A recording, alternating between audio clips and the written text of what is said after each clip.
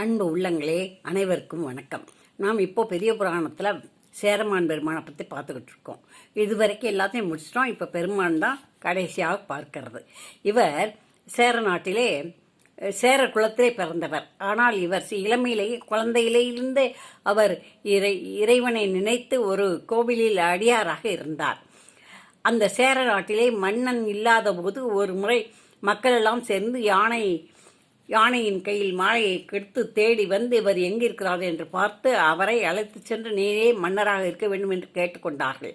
ஆனால் அவர் இறைவனை நினைத்து நான் எப்படி நான் மன்னனாவேன், இறைவா நீயே எனக்கு மன்னன், நானே உனக்கு அடிமை என்று புலம்புகிறார். அப்பொழுது சிவபெருமான் என்ன சொல்கிறாரு, நீ அனைத்தும் கொடுக்கிறேன் உனக்கு, நீ போன்னு சொல்லி எல்லாத்தையும் முன்னால் வரவழைச்சு யானை குதிரை எல்லாம் படையோடு சேர்ந்து அவர் அனுப்பி வைக்கிறாரு. அவர் அங்கே போய் நல்லா அரசாளுகிறார்.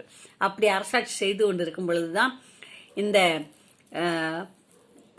இசைவாணருக்கு வந்து சொக்கநாத பெருமாளே கடிதம் கொடுத்து விட்டதை பார்த்து அவரை எதிர்கொண்டு அழைத்து எல்லாம் செஞ்சாரா. அவர் சொக்கநாதரை பார்க்கணும்னு ஆசை வந்துடுச்சு. அதனால் அமைச்சர்கிட்ட ஒப்படைச்சிட்டு அவர் நெடுக சிவத்தலங்களெல்லாம் பார்த்துட்டு சிதம்பரத்துல எல்லாம் தங்கியிருந்து கடைசியில் சுந்தரமூர்த்தி நாயனார்கிட்ட வராரு. அவர்கிட்ட இருந்து அப்படியே மதுரைக்கு போகிறாரு.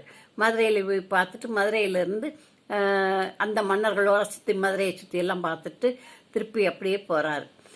அப்படி போகும்போது ஆனால் இவர் பட்டம் விட்ட முதல் தடவை அப்படி ஊர்வலம் வரும்பொழுது ஒரு ஏகாலி, அதாவது சலவை தொழிலாளர் வந்து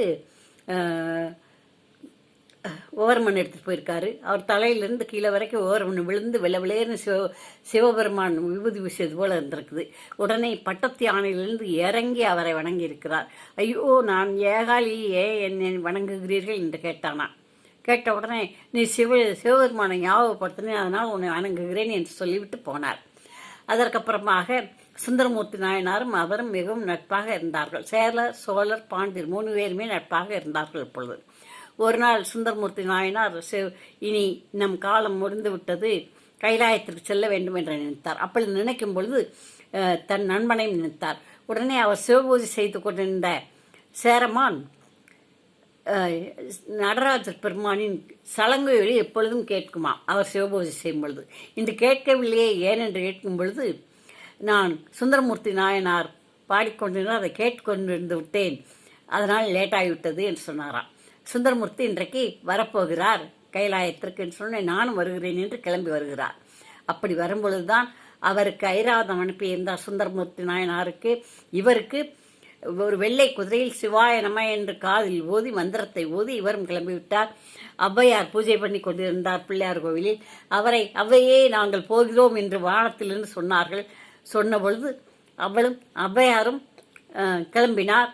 அப்பொழுது விநாயகர் நான் உன்னை கொண்டு விடுகிறேன் என்று அவருக்கு முன்னே கொண்டு போய் விட்டு விட்டார். அந்த கதையிலே அப்பொழுது போய் இருக்கும் பொழுது, ஆமாம், உன்னை இறைவன் சிவபெருமான் கூப்பிடவில்லையே, எப்படி நீ உள்ளே வருவாய் என்று கேட்கும்பொழுது, நான் கைலாயத்தை வெளியே நிற்கிறேன், நீ சிவபெருமானிடம் அனுமதி என்னை உள்ளே அழைத்து செல்லுன்னு சொல்லிவிட்டார். அதன்படி சிவபெருமானிடம் சுந்தரமூர்த்தி நாயனார் என் தோழர் வெளியே இருக்கிறான் என்று சொன்னவுடன் சரி என்று அவரையும் அழைத்து கொண்டார். ஆகவே அவர்கள் இருவரும் நாயனார் ஆனார்கள்.